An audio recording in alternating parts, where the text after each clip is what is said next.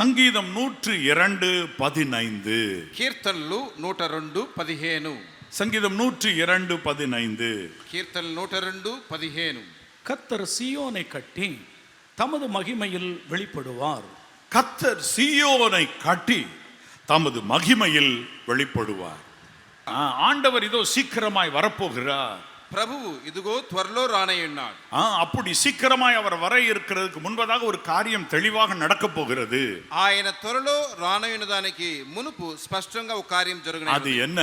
అదేంటి? கர்த்தர் சீயோனை கட்டி பின்பு மகிமையில் வெளிப்படுவார். యెహోవా సియోనును కట్టి పిమ్మట ఆయన మహిమను ప్రత్యక్షపరుస్తాడు. இது ஒரு தீர்க்க தரிசன வசனம். ఇది ఒక ప్రవచన వాక్యము. அப்படி என்றால் சியோன் கட்டப்படாதிருக்கையில் அவர் வெளிப்பட மாட்டார். అంటే సియోను కట్టబడకుండా ఆయన బయలుపడడు. உங்களுக்கு ஒரு தைரியம் வரட்டும். మీకు ఒక ధైర్యమును రానివ్వండి. சியோன் என்று பொதுவாக சொல்லப்படுவது எது? సియోను అని సహజముగా చెప్పబడేది ఏంటి? இஸ்ரேல் தேசத்தில் இருக்கிற எருசலேமை சியோன் என்று வேதம் அழைக்கிறது. ఇశ్రాయేలు దేశంలో ఉన్నటువంటి యెరూషలేమునే వేదము సియోను అని చెబుతున్నది. அதையும் தாண்டி அந்த எருசலேமிலே சியோன் என்னும் மலை இருக்கிறது, அதை சூழ்ந்த இடத்தையும் சியோன் என்று வேதம் அழைக்கிறது. ఆ యెరూషలేములో సియోను అనే ఒక పర్వతం ఉన్నది, దాని చుట్టూ ప్రాంతములను వేదము సియోను అని చెబుతున్నది. அந்த எருசலேமில் இருக்கிற அந்த சியோன் மலை இருக்கிறது பாருங்கள், அதில் தான் மீட்பர் இயேசு கிறிஸ்து ராப்போஜனம் வழங்கின மேல் அறை வீடு இருக்கிறது. యెరూషలేములో ఉన్నటువంటి సియోను అనే పర్వతం ఉన్నచుండి ఆ చోటనే ఆ పై గదిలో యేసయ్య ప్రభురాత్రి భోజనమును ఇచ్చున్నాడు. அந்த சியோன் மலை வீட்டிற்கு மேலே இருக்கிற மேல் வீட்டில் தான் கர்த்தருடைய ஆவியானவர் பரிசுத்த ஆவியானவர் இறங்கினார். ఆ సియోను కొండ మీద ఉన్నటువంటి ఆ పై ఇంటిలోనే పరిశుద్ధాత్మ దేవుడు దిగి ఉన్నాడు. என் அன்பு தேவனுடைய பிள்ளைகளே, నా ప్రియ దేవుని బిడ్డలారా, அப்படியானால் அந்த சியோனை கட்டுகிறதை பற்றி சொல்லுகிறார் என்று நீங்கள் ஒருவேளை எண்ணலாம். అలాగంటే ఆ సియోనుని కట్టుట గురించి చెబుతున్నాడని మీరు అనుకోవచ్చు. அது ஒருவேளை கர்த்தர் அதை கட்டி வெளிப்படுவாரா இருக்கலாம். ఒకవేళ దేవుడు దాన్ని కట్టి ప్రత్యక్షం అవ్వచ్చు. சியோன் என்பது என்ன? కానీ సియోను అంటే ఏంటి? సంగీతం 132:14 சொல்லுகிறது. కీర్తనలు 132:14 చెబుతున్నది. கர்த்தர் சீயோனை தெரிந்து கொண்டு அது தமக்கு வாசஸ்தலமாகும்படி விரும்பினார். இது என்றென்றைக்கும் நான் தங்கும் இடம், இதை நான் விரும்பினபடியால் இங்கே வாசம் பண்ணுவேன் என்று தேவன் கர்த்தர் சொல்லுகிறார். ఇది నేను కోరిన స్థానము, ఇది నిత్యము నాకు విశ్రమ స్థానముగా నుండును, ఇక్కడనే నేను నివసించదను అని ప్రభు చెప్తున్నాడు. இப்ப நீங்க புரிஞ்சுக்கிடுங்க. ఇప్పుడు మీరు అర్థం చేసుకోవాలి. சியோன் என்றால் என்ன? సియోను అంటే ఏంటి? தேவன் தங்கும் இடம், దేవుడు నివసించు చోటు, தேவனுடைய வாசஸ்தலம், దేవుని యొక్క నివాస స్థలము, தேவனுடைய பேலஸ், దేవుని యొక్క అంతఃపురము, காட்ஸ் பேலஸ். దేవుని యొక్క అంతఃపురము. அப்ப அந்த தேவனுடைய வாசஸ்தலமாக இன்று இருப்பது எந்த இடம்? ఇప్పుడు మరి దేవుని నివాస స్థలముగా ఉండేది ఏంటండి? இன்றைக்கு எந்த ஊர் அப்படி இருக்கிறது? ఈ రోజు ఏ ఊరు అలాగున్నది? அதே எருசலேமா? அதை விட வேறு மேலான ஒரு இடம் இருக்கிறதா? అది యెరూషలేమా? దానికంటే పైన ఒక చోటు ఉన్నదా? எருசலேம் நல்லது, அது நல்ல மேலான இடமே. యెరూషలేం మంచిదే, ఉన్నతమైన చోటే. அதை போல அதை விட ஒரு மேலான ஒரு இடம் இருக்கிறது. అదే విధంగానే ఉన్నతమైన ఒక చోటు ఉన్నది. அது என்ன? అదేంటి?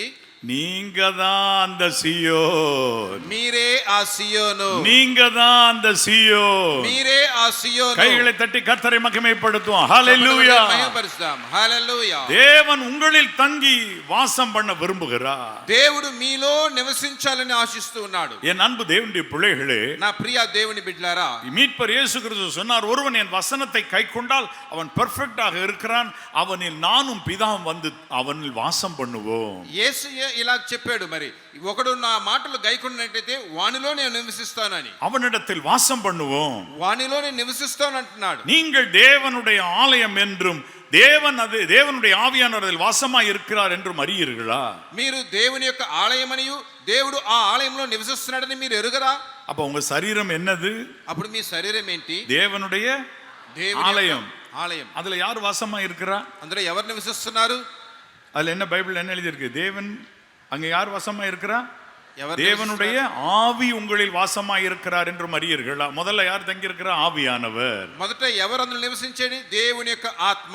மீட்பர் இயேசு கிறிஸ்து உள்ளே வருகிறார். విమోచకుడైన యేసుక్రీస్తు లోపలికి వస్తున్నాడు. இந்த ஆலயம் முழுவதுமாய் நிரப்புகிறது பரிசுத்த ஆவியானவர் வந்து வாசமாய் இருக்கிறார். పరిశుద్ధాత్మ వచ్చి నివసించినట్లు దేవుడి ఆలయం మొత్తం నింపుతున్నాడు. இது யாருடைய ஆலயம்? ఇది ఎవరి యొక్క ఆలయం? இது தேவனுடைய ஆலயம். ఇది దేవుని యొక్క ఆలయం. ஆனா ஏன் இன்னும் தேவன் வரல? కానీ ఇంకా ఎందుకు దేవుడు రాలేదు? வசனத்தை எல்லாம் கைக்கொள்ளுங்க.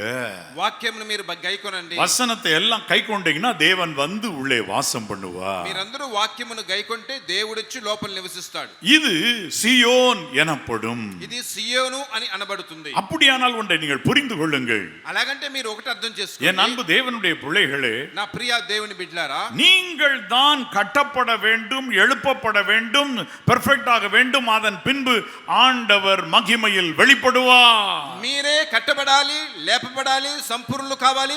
అప్పుడు దేవుడు మహిమగా ఉన్నతమవుతాడు. இப்போ சங்கீதம் 102:15 படிச்சு பாருங்க. ఇప్పుడు కీర్తన 102:15 చదివి చూడండి. கர்த்தர் சீயோனை கட்டி, యెహోవా సియోనును కట్టి, கர்த்தர் உங்களை கட்டி எழுப்பி, ప్రభువు మిమ్మల్ని కట్టి లేపి, கர்த்தர் உங்கள் வீட்டை கட்டி எழுப்பி, ప్రభువు మీ ఇంటిని కట్టి లేపి. வீடு என்றால் உங்களுடைய பிள்ளைகள், பேர பிள்ளைகள் யாவரையும் சேர்த்து சொல்லுகிறேன், உங்கள் வீட்டை கட்டி எழுப்பி, ఇల్లు అంటే మీ పిల్లలు, మీ మనవళ్ళు అందరినీ కట్టి లేపి, அதன் பின்பு தம்முடைய மகிமையில் வெளிப்படுவார். ఆ పిమ్మట తాను ప్రత్యక్షమవుతాడు. என் அன்பு தேவனுடைய பிள்ளைகளே, నా ప్రియ దేవుని బిడ్డలారా, அப்படின்னா நீங்க ஒன்றை புரிந்து கொள்ளுங்க.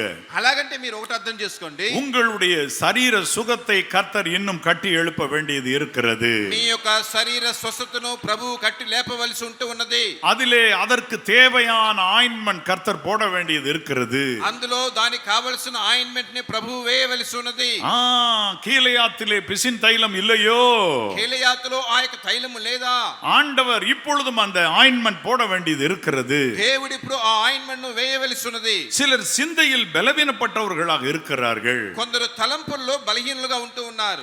they are weak in mind. వారు తలంపుల్లో బలహీనులుగా ఉంటున్నారు. சிலர் சுவாபத்தில் பலவீனப்பட்டவர்களாக இருக்கிறார்கள். కొందరు స్వభావములో బలహీనులుగా ఉంటూ ఉన్నారు. உங்களுடைய ஹெல்த் சிலருக்கு பலவீனத்தோடு நீங்கள் இருக்கிறீர்கள். మీ యొక్క ఆరోగ్య స్థితిలో బలహీనులుగా ఉంటున్నారు. என் அன்பு தேவனுடைய பிள்ளைகளே, నా ప్రియ దేవుని బిడ్డలారా, கர்த்தர் உங்களை கட்டி எழுப்பின உடகு ஆண்டவர் வருகையில் வெளிப்பட போகிறார். ప్రభువు మిమ్మల్ని కట్టి లేపిన వెంటనే దేవుడు రాకడలో ప్రత్యక్షమవుతున్నాడు. அட்லீஸ்ட் உங்களை ஆவிக்குரிய பிரகாரமாக உங்களை உங்கள் குடும்பத்தை கட்டி எழுப்பிய பிறகு அவர் வெளிப்பட போகிறார். మిమ్మల్ని ఆత్మీయ జీవితముగా మీ కుటుంబాన్ని మిమ్మల్ని కట్టిన తరువాత ఆయన ప్రత్యక్షమవబోతున్నాడు. ஏனென்றால் இது நான் என்றென்றைக்கும் தங்குமிடம். ఎందుకంటే ఇది నేను శాశ్వత కాలము నివసించు చోటు. என்றென்றைக்கும் தங்குமிடம். ఎన్నడెన్నడూ నివసించు చోటు. என் அன்பு தேவனுடைய பிள்ளைகளே, నా ప్రియ దేవుని బిడ్డలారా, ஆமா, அழகாய் புதிய வானம், புதிய பூமி, புதிய எருசலேம் என்று எழுதப்படுகிற இடத்தில் பார்த்தீர்களானால் அங்கு ஆலயம் வேண்டுவதில்லை. ஏனென்றால் கர்த்தரே அவர்களுக்கு ஆலயமும் விளக்குமாய் வெளிச்சமாய் இருப்பார். నూతన ఆకాశము, నూతన భూమి, నూతన యెరూషలేము అన్నప్పుడు అక్కడ ఆలయం అవసరం లేదు. ప్రభువే అక్కడ ఆలయముగాను వెలుగుగాను ఉంటున్నాడు. அவர் உங்களில் வந்து வாசம் பண்ண விரும்புகிறார். ఆయన మీలోనికి వచ్చి నివసించాలని ఆశిస్తూ ఉన్నాడు. சரி, இப்பொழுது உங்களை சரி செய்வது எப்படி கட்டி எழுப்ப போகிறார்? సరే, ఇప్పుడు మరి మిమ్మల్ని సరి చేయటం ఎలాగా, ఎలా కట్టి లేపబోతున్నాడు ఆయన? இந்த అరుமையான இடத்தை ஒருவன் வனாந்தரமாக்கி வச்சிருக்கிறான். చూడండి, ఒక వ్యక్తి ఈ మంచి చోటుని అరణ్యముగా చేస్తున్నాడు. ஏசாயா 51:3 பாருங்கள். యెషయా 51:3 చూడండి. அங்க படிக்க கேட்போம். చదువుగా ఆలకించుదాం. கர்த்தர் சீயோனுக்கு ஆறுதல் செய்வார். அவர் அதன் பாழான ஸ்தலங்களை எல்லாம் தேர்தல் அடைய செய்து அதன் வனாந்தரத்தை ஏதெனே போலவும் அதன் அவாந்தர வெளியை கர்த்தரின் தோட்டத்தை போலவும் ஆக்குவார். சந்தோஷமும் மகிழ்ச்சியும் துதியும் கீத சத்தமும் அதில் உண்டாயிருக்கும். முதல்ல இந்த வசனத்தின் ஆரம்பம் படிங்க பாஸ்டர். கர்த்தர் சீயோனுக்கு ஆறுதல் செய்வார். அடுத்து அவர் அதில் பாழான ஸ்தலங்களை எல்லாம், பாழாய் கிடக்கிற ஸ்தலங்களை எல்லாம் தேர்தல் அடைய செய்து அதன் வனாந்தரத்தை ஏதேனை போலவும், ஏதேன் தோட்டம் போல மாற்றுவார். கைகளை தட்டி எல்லாரும் கர்த்தரை மகிமைப்படுத்துவோமா? ஹல்லேலூயா, హల్లెలూయా. இப்போ ஒன்றை நீங்க புரிஞ்சுக்கிடுங்க. ఇక్కడ ఒక విషయం అర్థం చేసుకోండి. கர்த்தர் சீயோனுக்கு ஆறுதல் செய்வார். ప్రభువు సియోన్ని ఆదరిస్తూ ఉన్నాడు, ஆறுதல் படுத்துவார். ఆయన ఆదరణ పరుస్తున్నాడు. முதலாவது கர்த்தர் உங்களை கட்டி எழுப்புகிறதற்கு தருகிறது ஒரு ஆறுதல். మొట్టమొదటగా మిమ్మల్ని కట్టి లేపటానికి ప్రభు ఇచ్చేది ఆదరణ. தேவன் தருகிற ஆறுதல். దేవుడు ఇచ్చే ఆదరణ. பல ஆண்டுகளுக்கு முன்பதாக நான் ஒரு சிறு காட்டேஜ் பிரேயரில் நான் வீடியோ இன்ஜினியரை பணியாற்றும் போது பேசிக் கொண்டிருந்தேன். అనేక సంవత్సరాలకు మునుపు చిన్న కాటేజ్ మీటింగ్ లో నేను వీడియో ఇంజనీర్ గా పనిచేస్తున్నప్పుడు మాట్లాడేవాడిని. அங்கு உட்கார்ந்திருந்த ஒரு கண்ணியமான ஸ்திரீ நான் பிரசங்கம் பண்ணும் பொழுதெல்லாம் அழுது கொண்டே இருந்தார்கள். అక్కడ ఉన్నటువంటి ఒక మంచి సహోదరి నేను ప్రసంగించేటప్పుడల్లా ఏడుస్తూ ఉండేవారు. கர்த்தர் அதிகமாய் கிரியை செய்கிறார் போல நான் நினைச்சுக்கிட்டேன். దేవుడు బాగా క్రియ చేస్తున్నాడు కావాలని నేను అనుకున్నాను. முடிஞ்ச பிறகு அங்க இருந்த ஊழியக்காரர் சொன்னாரு, అయిపోయిన తర్వాత అక్కడున్న ఆ సేవకుడు చెప్పాడు, ஐயா அந்த அம்மா வந்ததுல இருந்து உங்களை பார்த்து அழுதுகிட்டு இருக்காங்க. అయ్యా ఆమె వచ్చినప్పుడు నువ్వు వచ్చినప్పటి నుంచి నిన్ను చూసి ఏడుస్తున్నది. காரணம் என்னன்னா, కారణం ఏంటంటే அவர்களுடைய சகோதரன் ஒரு விபத்தில் இறந்து போனார். ఆమె యొక్క సహోదరుడు ఒక ప్రమాదంలో చనిపోయాడు. அவர் போலவே அச்சடிச்ச மாதிரி நீங்க இருக்கிறீங்க. అదేలాగనే అచ్చం మీరున్నారు. அதனால அவரே திரும்ப வந்தது மாதிரி பார்த்து அழுதுகிட்டே இருக்கிறாரு. ஒரு பெரிய ஆறுதல், அவங்கள கூட்டு வரேன் ஜெபம் பண்ணுங்கன்னு சொன்னாரு. అందువల్ల అతడే వచ్చినట్లు ఆమె చూసి ఏడుస్తున్నది. ఆమెను పిలుచుకొస్తాను, ఆమె కొరకు ఆదరణగా ప్రార్థన చేయండి అన్నాడు. எப்படி தேவன் ஆறுதல் படுத்துகிறார் பாருங்க. దేవుడు ఎలాగ ఆదరణ చేస్తున్నాడో చూడండి. கர்த்தர் முதலாவது சீயோனுக்கு ஆறுதல் செய்வார். యెహోవా మొట్టమొదటిగా సియోనుకి ఆదరణ కలిగిస్తున్నాడు. இரண்டாவது அதன் பாழான ஸ்தலங்களை தேர்தல் அடைய செய்து அதன் வனாந்தரத்தை ஏதேனை போல கர்த்தரின் தோட்டம் போல மாற்றுவார். రెండవదిగా దాని యొక్క పాడైన స్థలముని ఆదరించి దానిని ఏదేను వలె చేయుచున్నాడు. உங்களுடைய பிள்ளைகளுடைய வாழ்க்கையில சில பகுதிகள் வனாந்தரமா கிடக்குது. మీ యొక్క పిల్లల జీవితంలో కొన్ని చోట్లు అరణ్యములాగా కనిపిస్తున్నాయి. உங்களுடைய வீட்டிலே சில எல்லைகள் வனாந்தரமா கிடக்குது, செழிப்பில்லாம கிடக்குது. మీ ఇంటిలో కొన్ని ప్రాంతములు అరణ్యములాగా அதனால நீங்க கடன் வாங்கி கடன் பட்டு வட்டி கட்டிக்கிட்டு மற்றவர்களுக்கு பயந்து வாழ்ந்து கொண்டு இருக்கிறீர்கள். మీరు అప్పు చేసి అప్పు కట్టలేకుండా వడ్డీలు కడుతూ ఇతరులకు భయపడుతూ జీవిస్తూ ఉన్నారు. என் அன்பு தேவனுடைய பிள்ளைகளே, నా ప్రియ దేవుని బిడ్డలారా, உங்கள் இருதயம் கலங்காதிருப்பதாக. మీ హృదయమును కలవరపడనీయకుడి. தேவ ஜனமே நீ பயப்படாமல் இருப்பாயாக. దైవ జనమా మీరు భయపడకుడి.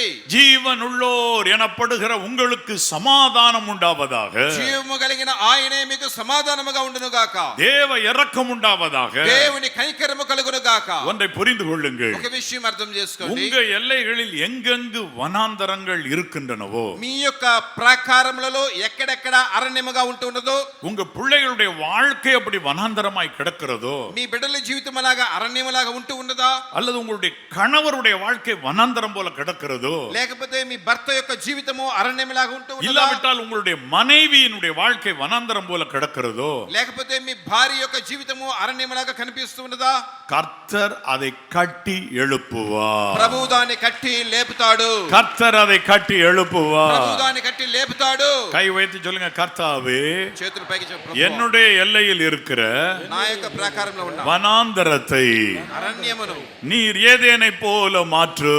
మీరు ఏదేనులాగా మార్చండి. ஏதேனை போல மாற்றும். ఏదేనులాగా మార్చండి. கர்த்தாவே மனம் இறங்கும். ప్రభువా కనికరించండి. ஹalleluya, హల్లెలూయా, ஹalleluya. హల్లెలూయా. கண்டிப்பா ஆண்டவர் அதை செய்வார். ఖచ్చితంగా ప్రభు దాన్ని చేస్తాడు. ஆண்டவர் நிச்சயமாய் செய்வார். ప్రభువు ఖచ్చితంగా నెరవేరుస్తాడు. உங்கள் வீடு ஏதேன் போல மாறப்போகிறது. మీ ఇల్లు ఏదేనులాగా మారబోచున్నది. நீங்க வீடு கட்டிக்கிட்டு இருந்தீங்கன்னா, మీరు ఇల్లు కడుతూ ఉన్నారంటే பேர் என்ன வைக்கணும்னு கேட்டீங்கன்னா, పేరు ఏం పెట్టాలని అడిగారంటే, எனக்கு லெட்டர் எழுத வேண்டாம், నాకు ఉత్తరం రాయొద్దు, இப்பயே சொல்லிடுறேன், ఇప్పుడే చెప్పేస్తున్నాను, ஏதேன்னு வைங்க. ఏదేను అని పెట్టండి. இன்னும் கொஞ்சம் நல்ல சந்தோஷமான நியூ ஈடன், புதிய ஏதேன்னு வைங்க. ఇంకా కొద్దిగా సంతోషంగా చెప్పాలంటే నూతన ఏదేను అని పెట్టండి. தேவனுடைய விருப்பம் அதுதான். దేవుని యొక్క ఆశ అదే. தேவனுக்கு இந்த உலகத்தில் இருக்கிற அழிவுகள் பிடிக்கவில்லை. దేవునికి ఈ లోకములో ఉండే నాశనము ఇష్టం లేదండి. ஒருத்தரை ஒருத்தர் சுட்டு கொன்று வீழ்த்தி கொண்டிருக்கிற இந்த யுத்தம் தேவனுக்கு பிடிக்கவில்லை. ఒకరిని ఒకరు కాల్చుకుని నరికి చంపుతున్న ఈ విషయం దేవునికి ఇష్టం లేదు. தேவன் வேதனையோடு இருக்கிறார். దేవుడు వేదనతో ఉంటున్నాడు. ஒரு மனுஷனை உண்டாக்குறதற்கு எவ்வளவு கரிசனையா அவர் இருந்து செயல்பட்டிருக்கிறார். ఒక మనిషిని సృష్టించడానికి ఆయన ఎంత జాగ్రత్తగా చేశాడు. ஒவ்வொரு மனுஷியை பூமியின் தாழ்விடங்களில் உருவாக்கி அழகாய் கொண்டு வந்து தாயின் கருவில் வைத்து அழகாய் கொண்டு வருகிறார். அதற்கு எவ்வளவு முயற்சி செய்கிறார். ఒక్కొక్క మనుషురాల్ని తల్లి గర్భంలోనికి రప్పించి చక్కగా భూమి మీద తీసుకొస్తున్నాడే, ఎంత కష్టపడుతున్నాడు ఆయన.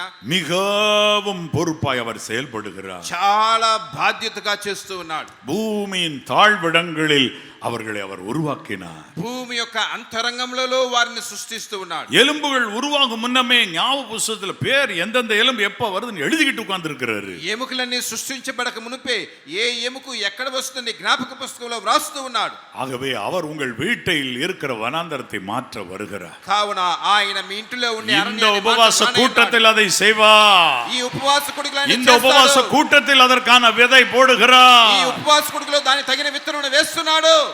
பூமியின் தாழ்விடங்களிலே கர்த்தர் அவர்களை உருவாக்கினார். பூமியின் தாழ்விடங்களிலே கர்த்தர் அவர்களை உருவாக்கினார். தாயின் கர்ப்பத்திலே அவர்களை காப்பாற்றி கொண்டு வந்தார். அவர்களை காப்பாற்றி கொண்டு வந்தார். கண்ணே மணியே முத்தே அமுதே என்று நாம் சொல்லிடும் குழந்தைகள், கர்த்தரால் வரும் சுதந்திரங்கள், கர்த்தரால் வரும் சுதந்திரங்கள். கண்ணே மணியே முத்தே அமுதே என்று நாம் சொல்லிடும் குழந்தைகள், கர்த்தரால் வரும் சுதந்திரங்கள், கர்த்தரால் வரும் சுதந்திரங்கள். எலும்புகள் உருவாகும் முன்னே கர்த்தர் அவைகளின் நாளறிவார். சொல்லுங்க பார்க்கலாம். எலும்புகள் உருவாகும் முன்னே ஆமென் கர்த்தர் அவைகளின் நாளறிவார். ஞாபக புஸ்தகத்திலே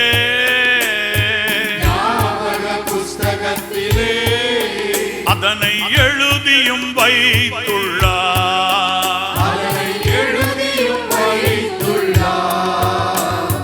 கண்ணே மணியே முத்தே அமுதே என்று நாம் சொல்லிடும் குழந்தைகள், கர்த்தரால் வரும் சுதந்திரங்கள், கர்த்தரால் வரும் சுதந்திரங்கள். கண்ணே மணியே முத்தே அமுதே என்று நாம் சொல்லிடும் குழந்தைகள், கர்த்தரால் வரும் சுதந்திரங்கள், கர்த்தரால் வரும் சுதந்திரங்கள். கண்ணின் மணி போல காத்து கர்த்தர் பிள்ளைகளை நடத்துகிறார். கண்ணின் மணி போல காத்து கர்த்தர் பிள்ளைகளை நடத்துகிறார். பிரயோஜனமானவற்றை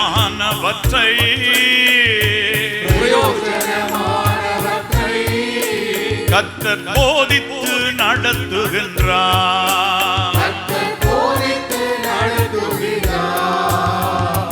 கண்ணே மணியே முத்தே அமுதே என்று நாம் சொல்லிடும் குழந்தைகள், கர்த்தரால் வரும் சுதந்திரங்கள், கர்த்தரால் வரும் சுதந்திரங்கள்.